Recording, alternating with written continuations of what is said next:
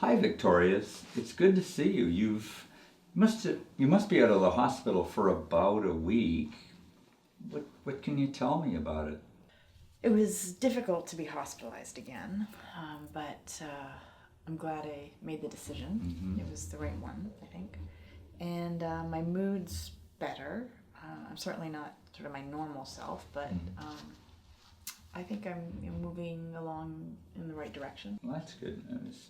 What I was noticing in your depression scores is they've really come down, and that's a reflection on how you look. It's obvious that you're feeling better. Your posture, your face, you're able to smile. Those things have changed. But the question here on quality of life, the concern I had was the self-esteem and identity, sense of identity scores were not very good.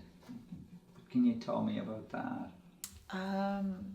Well, I mean, my mood is better, but it's not like I'm getting a lot of meaning from my life. Being a graphic designer is so important to who I am and how I feel about myself. And right now, I'm scared to get back into work. Mm-hmm. Well, this is a common issue for people. Why do you think it's hard to get back to work? I've had a chance to think about it a little bit more clearly now that I'm not as depressed, and I think a lot of the triggers for this last episode have been to do with my work situation, like working from home, being freelance, the financial unpredictability, Sure. like lack of structure and stuff. So I just think something has to change, but I don't really know what. And I think that's probably why I'm feeling, scared about getting back into work. We have a program called, it's a local program for what's called vocational or working rehabilitation. And they're very good. They understand mental health. It's just for mental health issues. There's lots of other vocational rehabs that you've probably seen on TV for people that are physically disabled. But they work collaboratively and find the things that you can enjoy and also have a capacity for, so that meaning returns, because that's a very important part of you being well. Is that something you'd consider at this time? Yeah, I think that would be really good, because I know that I don't want to go back. I can't go back to sort of how I was. So, and I think something probably has to change. So, yeah, I definitely could. I could see myself doing that. Yeah. It sounds like a really good idea. Good. Good. Well, that's great. Nice to see you, Victoria. So how have you been since our last appointment? I've been all right. Mm-hmm. Pretty good. Trying to get my sleeping and my eating more of a routine. Doesn't always happen. And my money is starting to really run out really quickly, which is stressing me out.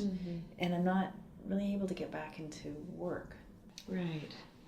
So it sounds like you're trying to find a way to get back into the work routine, and also being pretty reflective about what is and isn't working for you, which is great. Yeah, my psychiatrist and I have been discussing maybe finding a job that fits better with my bipolar disorder. I mean, I love the independence of freelancing, but I don't know if it's the best setup for me. Yeah. So part of you is coming to realize that some kind of change needs to happen, but you also really value the work life that you've created for yourself, and I get that. Maybe what we could do is talk about how to adjust your work a bit so that it's more of a fit for where you're at right now. I think I need something with a more consistent routine or schedule. I don't know if I could go into a full-time 9-to-5 kind of job. I'm still having a lot of trouble concentrating or focusing on any one thing for any period of time. And, everything seems to take a little bit more of an effort. Yeah, so something that's not full-time, something that has a consistent start time so that you can get into a bit more routine again. But yet something that's not too overwhelming for you right now. Yeah, I mean, I really love the creative aspect of freelancing, but Yeah. I don't know if working from home is ideal for me. Well, maybe we could explore that a little bit. I wonder about more social contact for you. You know, more of a social routine as well. And yet something that allows you to continue to be independent, because that's important. I guess what we could do is you could look online at some of the job websites, you know, see if there's some postings there that look like they're a fit with your skills and where you're at. And then maybe bring some of those postings back. We can talk about them next time we meet. What do you think? Yeah, I think that would be a good idea. Okay, good. There are many job search tools and services available on the web, and your occupational therapist can direct you to sites that may be particularly suited to your situation. It's worth spending time finding job websites that specialise in your field.